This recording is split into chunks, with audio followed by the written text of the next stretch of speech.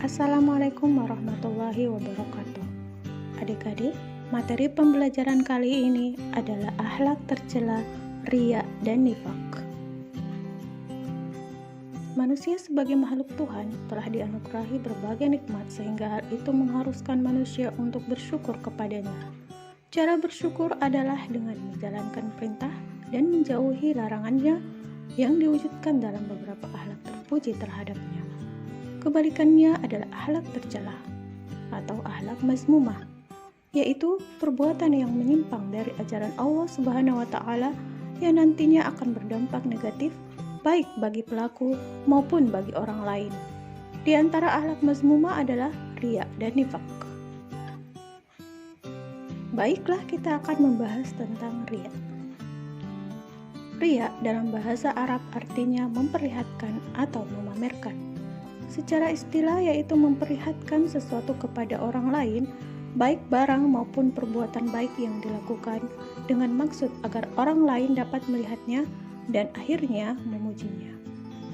Hal yang sepadan dengan riya adalah sum'ah, yaitu berbuat kebaikan agar kebaikan itu didengar orang lain dan dipujinya, walaupun kebaikan itu berupa amal ibadah kepada Allah Subhanahu wa Ta'ala.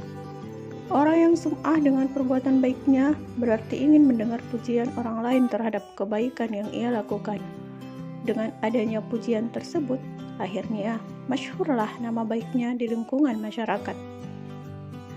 Dengan demikian, orang yang riya berarti juga sum'ah, yakni ingin memperoleh pujian dari orang lain atas kebaikan yang dilakukan.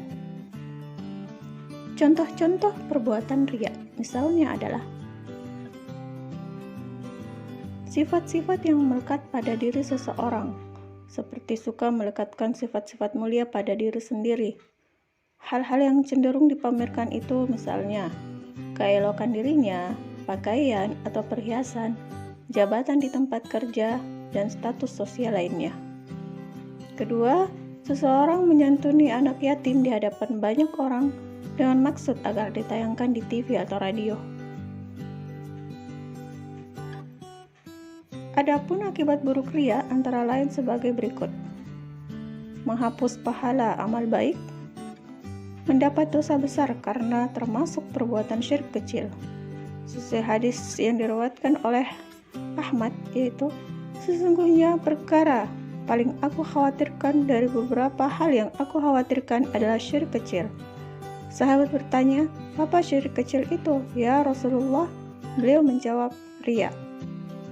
Dan tidak selamat dari bahaya kekafiran karena riya sangat dekat hubungannya dengan sikap kafir. Nifak. Nifak adalah perbuatan menyembunyikan kekafiran dalam hatinya dan menampakkan keimanannya dengan ucapan dan tindakan.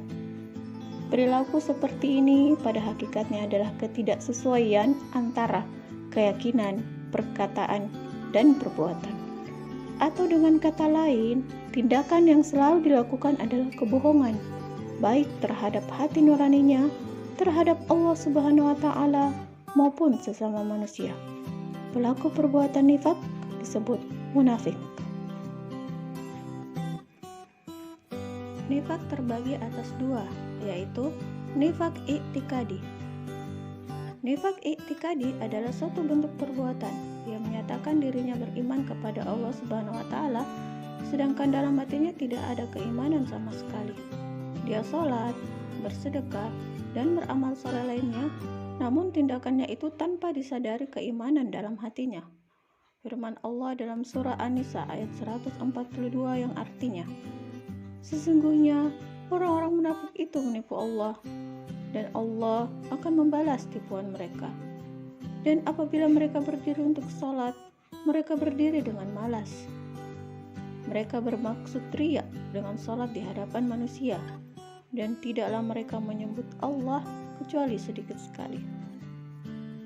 Pelaku nifak diancam Allah dengan disamakan dengan orang fasik yang diancam dengan neraka Jahannam dan kekal di dalamnya. Nifak amali. Nifak amali adalah kemunafikan berupa pengingkaran atas kebenaran dalam bentuk perbuatan. Sesuai dengan sabda Rasulullah SAW, Tanda-tanda orang munafik itu ada 3, yaitu apabila berkata selalu berdusta, apabila berjanji selalu tidak ditepati, dan apabila dipercaya selalu mengkhianati. Hadis riwayat Bukhari Muslim. Ciri-ciri perbuatan yang masuk kategori nifak. 1. Tidak mampu menegakkan sholat kecuali dengan malas-malasan. Ia merasa ragu terhadap balasan Allah di akhirat. 2. Hanya berpikir jangka pendek, yaitu kekayaan duniawi semata. 3. Terbiasa dengan kebohongan, ingkar janji, dan khianat. 4. Tidak mampu beramar ma'ruf nahi mungkar. Dan yang kelima, seringkali dalam pembicaraannya menyindir dan menyakiti Nabi atau Islam. Demikianlah materi kali ini. Semoga bermanfaat. Assalamualaikum warahmatullahi wabarakatuh.